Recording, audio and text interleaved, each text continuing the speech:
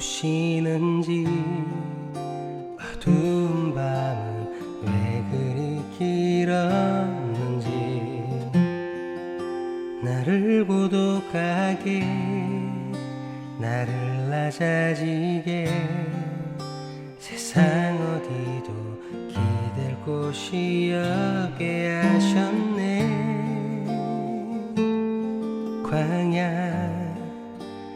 광야에 서 있네.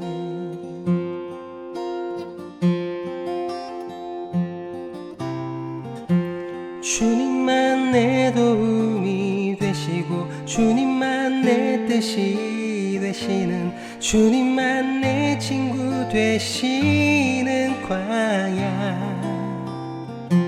주님 손 놓고는 단 하루도 살 수 없는 곳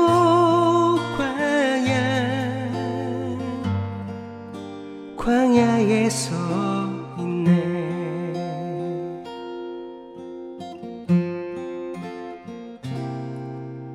왜 나를 깊은 어둠 속에 홀로 두시는지 어두운 밤은 왜 그리 길었는지 나를 고독하게 나를 낮아지게 세상 어디도 기댈 곳이 없게 하셨네.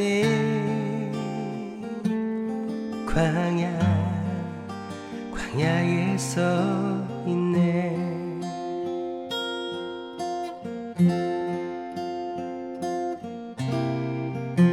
주님만 내 도움이 되시고 주님만 내 빛이 되시는 주님만 내 친구 되시는 광야. 주님 손 놓고는 단 하루도 살 수 없는 곳 광야.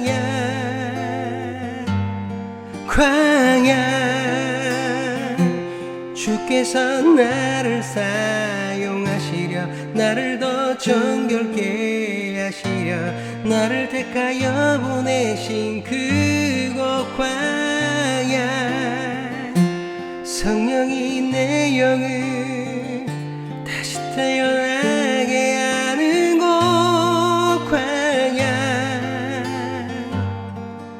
광야에 서 있네.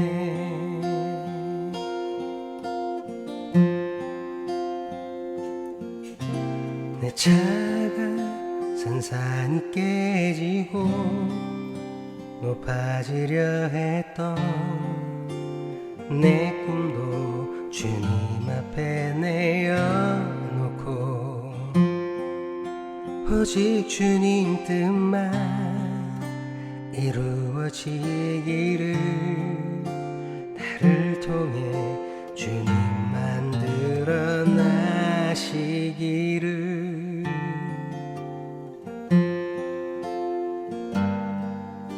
광야를 지나며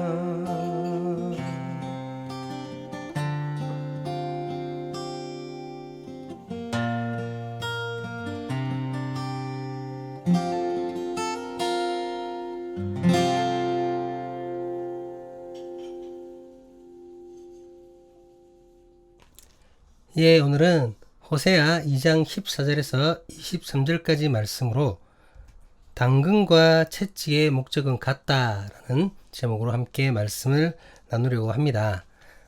이제 오늘은 호세아 네 번째 말씀입니다. 지난 본문까지 하나님께서는 호세아를 통해 이스라엘의 타락과 그들을 향한 심판을 말씀하셨습니다. 하나님께서는 이스라엘을 향해 내 백성이 아니다 라고까지 말씀하시면서 분노를 나타내셨죠. 북이스라엘은 하나님 이외에 다른 우상을 두는 것으로 영적인 음란을 저질렀습니다. 그러한 그들을 향해 더 이상의 자비는 없을 것이라고 말씀하셨던 것이죠. 그런데 오늘 본문에서는 내용이 급반전합니다. 이스라엘이 벌인 영적 매출로 인하여 도저히 가라앉지 않을 것만 같았던 하나님의 분노였습니다. 그런데 다시 한번 기회를 주시는 자기 백성들을 향한 하나님의 사랑으로 바뀌게 됩니다. 오늘은 이 부분을 나누어 볼 것입니다. 먼저 하나님께서는 이스라엘 백성을 타이르십니다. 본문 14절입니다. 그러므로 보라, 내가 그를 타일러 거친 들로 데리고 가서 말로 위로하고. 앞서서 채찍을 들으셨던 하나님께서 이제는 이스라엘을 달래시는 것입니다. 본문의 타일러는 히브리어로 파타라는 단어를 사용하고 있습니다. 이는 번역대로 타이르다라는 뜻이 있고 꿰어내다라는 뜻도 있습니다. 그리고 연인을 상대로 유혹할 때에도 사용되는 단어입니다. 그러니까 연인을 유혹한다라는 거죠. 하나님께서는 이스라엘에 대해 남편을 배신한 아내라고 표현했었죠. 그런 관점에서 볼 때 아내를 다시 찾으려는 남편의 애정 어린 유혹이라고 생각할 수도 있을 것 같습니다. 어쨌든 하나님께서는 자기 백성들과의 관계 회복을 위해 노력을 하고 계십니다. 그리고 그 관계 회복을 위해서 선택하신 장소는 거친들, 즉 바로 광야입니다. 본문의 거친들은 같은 단어가 2장 3장에서 광야로 번역되어 있습니다. 그렇기에 광야로 봐도 무방합니다. 그렇다면 하나님께서는 왜 하필 광야를 자기 백성과의 관계 회복을 위한 장소로 선택하셨을까요? 광야는 힘든 곳입니다. 광야는 메마른 곳이며 황무지이며 척박한 땅입니다. 하지만 광야는 하나님과 이스라엘이 가장 뜨겁게 함께했던 곳입니다. 애굽에서 구원받은 이스라엘이 하나님과 동행했던 곳입니다. 비록 하나님의 말씀을 따르지 않아서 긴 시간을 방황해야 했지만 힘든 곳에서 하나님의 말씀을 따라 연단받고 성장했던 곳이 바로 광야입니다. 이스라엘 백성이 오직 하나님 외에는 의지할 것이 전혀 없었던 곳, 오직 주님만이 이스라엘의 도움이 되셨던 곳, 오직 주님만이 길 잃은 자들에게 빛을 비춰주셨던 곳, 오직 주님만이 그들의 친구가 되어 주셨던 곳, 바로 그곳 광야에서 하나님께서는 다시 한번 이스라엘과 사랑의 대화를 나누고 싶으셨던 것입니다. 하나님께서는 그곳 광야에서 다시 회복될 이스라엘을 약속하십니다. 본문 15절 말씀입니다. 거기서 비로소 그의 포도원을 그에게 주고 아굴 골짜기로 소망의 문을 삼아 주리니 그가 거기서 응대하기를 어렸을 때와 애굽 땅에서 올라오던 날과 같이 하리라. 하나님께서는 새로운 희망을 말씀하십니다. 이스라엘의 고통이 소망으로 바뀌게 될 것을 말씀하시는 것입니다. 아굴 골짜기는 이스라엘의 실패를 의미합니다. 여호수아 당시 아간이 욕심으로 범죄하였고 그것으로 이스라엘은 아이성 전투에서 패배하게 됩니다. 패전의 원인이었던 아간은 돌에 맞아 죽게 되었고 그 돌 무더기가 있던 곳을 아골 골짜기라고 불렀습니다. 더 자세한 내용은 여호수아 7장을 참고하시면 될 것 같습니다. 어쨌든 그렇게 개인과 민족의 실패를 상징하는 그 아골 골짜기로 소망의 문을 삼아 주신다고 말씀하시는 것입니다.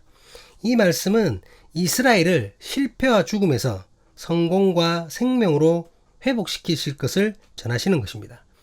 그러시면서 마치 애굽을 탈출하여 광야에서 그랬던 것처럼 이스라엘이 하나님과의 소통이 이루어질 것을 전하시는 것입니다. 그리고 그것은 곧 하나님과 이스라엘의 관계가 회복됨을 의미하는 것입니다. 우리 본문 16절, 17절 말씀입니다. 여호와께서 이르시되 그날에 내가 나를 내 남편이라 일컫고 다시는 내 바알이라 일컫지 아니하리라. 내가 바알들의 이름을 그의 입에서 제거하여 다시는 그의 이름을 기억하여 부르는 일이 없게 하리라. 본문은 언어 유희적인 표현입니다. 바알은 주인이라는 의미가 있거든요.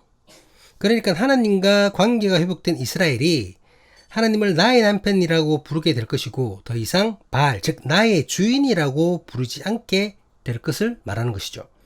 그러면서 내 바알, 즉 나의 주라고 부르지 않고 내 남편으로 부르는 것으로 바알들의 이름을 부르지 않게 하겠다는 겁니다. 그러니까 바알이 나의 주인데 나의 주라고 부르지 않고 내 남편으로 부르는 것으로 바알을 더 이상 부르지 않게 하겠다는 말씀이죠. 언어 유희적인 표현이죠. 예. 그리고 부르지 않을 뿐만 아니라 기억에서조차 사라지게 하실 것을 말씀하시는 것입니다. 어쨌든 이것은 이스라엘이 하나님과 바알을 동일시했던 것을 지적하고 있는 것이죠.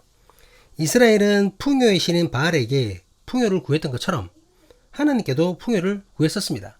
하나님이나 바알이나 똑같다고 생각했던 거죠.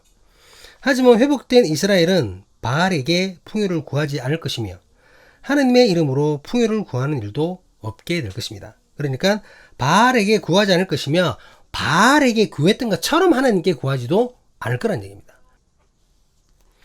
이렇게 회복된 하나님과의 관계는 이스라엘의 모든 부분에 영향을 끼치게 될 것입니다. 본문 18절입니다. 그날에는 내가 그들을 위하여 들짐승과 공중의 새와 땅의 곤충과 더불어 언약을 맺으며 또 이 땅에서 활과 칼을 꺾어 전쟁을 없이 하고 그들로 평안히 눕게 하리라. 하나님과의 관계 회복은 이스라엘을 자연으로부터 안전하게 할 것이며 다른 나라 즉 인간들과의 전쟁도 사라지게 할 것입니다. 이는 하나님께서 모든 만물의 주권자이시고 모든 나라의 하나님이시기 때문에 가능한 일입니다. 또한 하나님과 이스라엘의 관계 회복은 영적 간음으로 어긋났던 영적 혼인관계가 회복되는 것을 의미합니다. 본문 19절 20절입니다.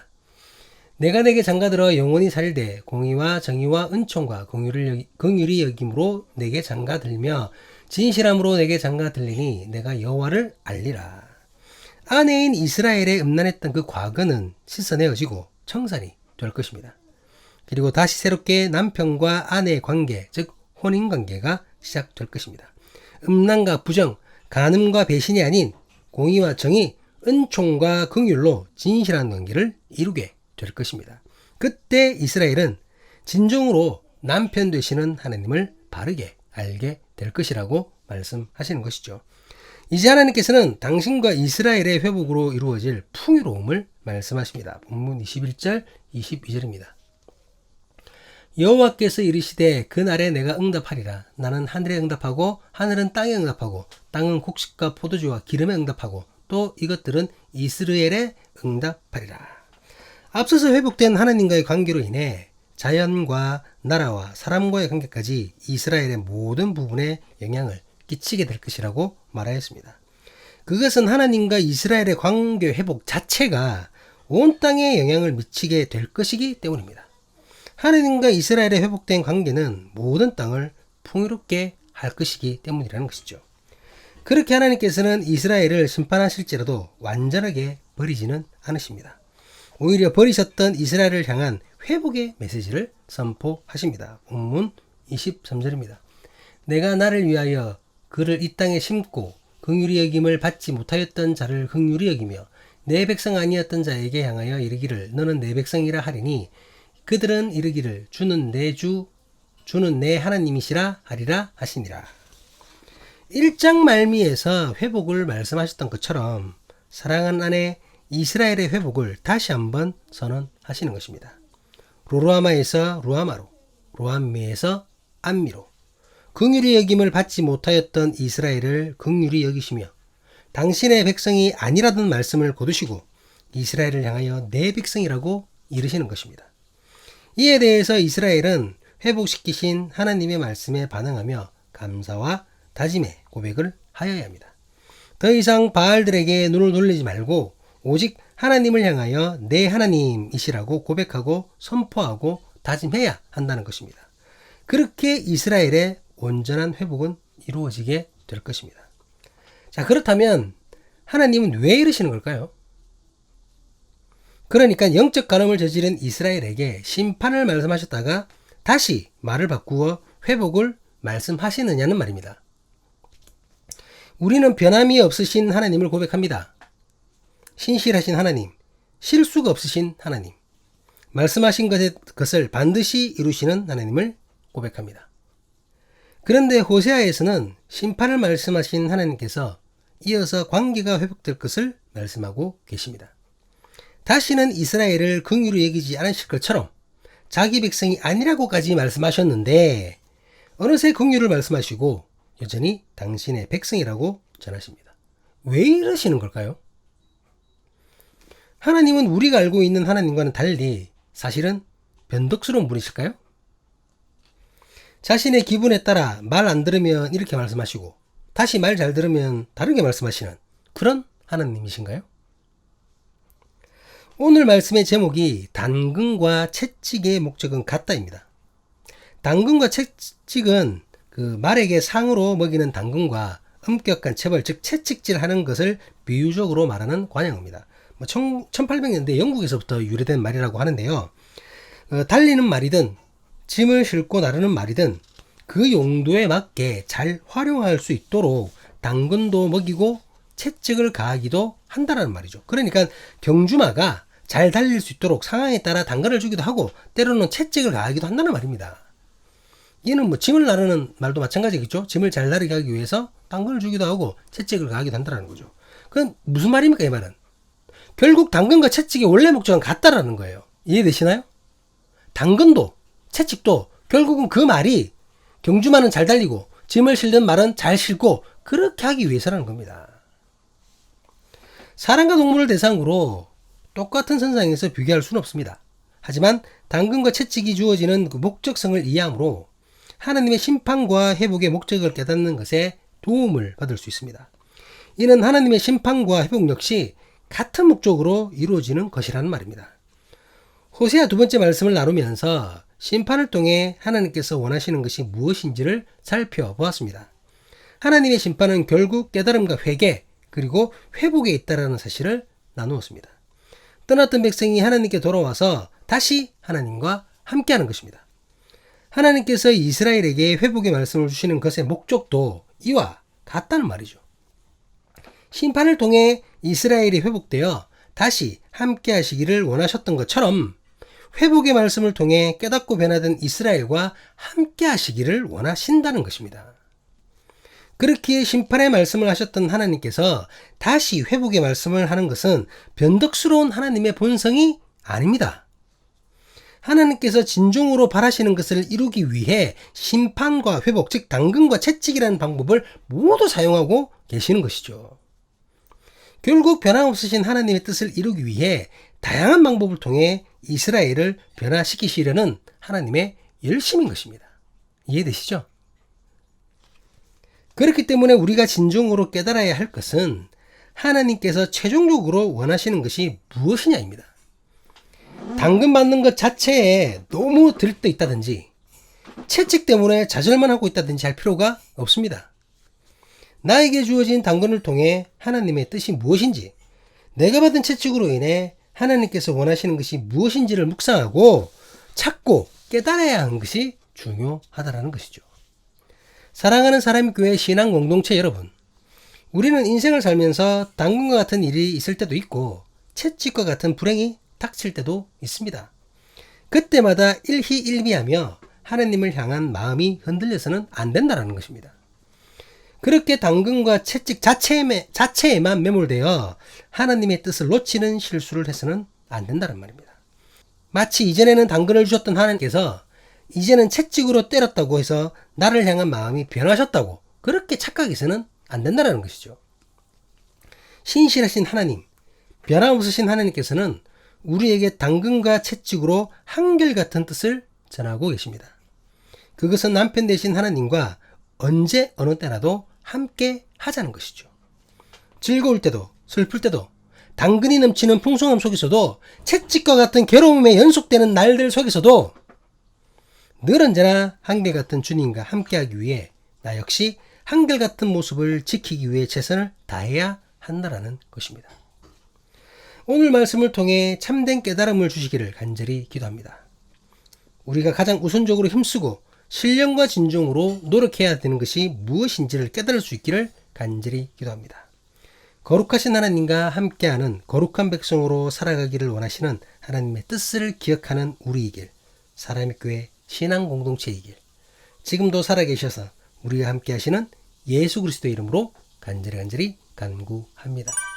기도하시겠습니다.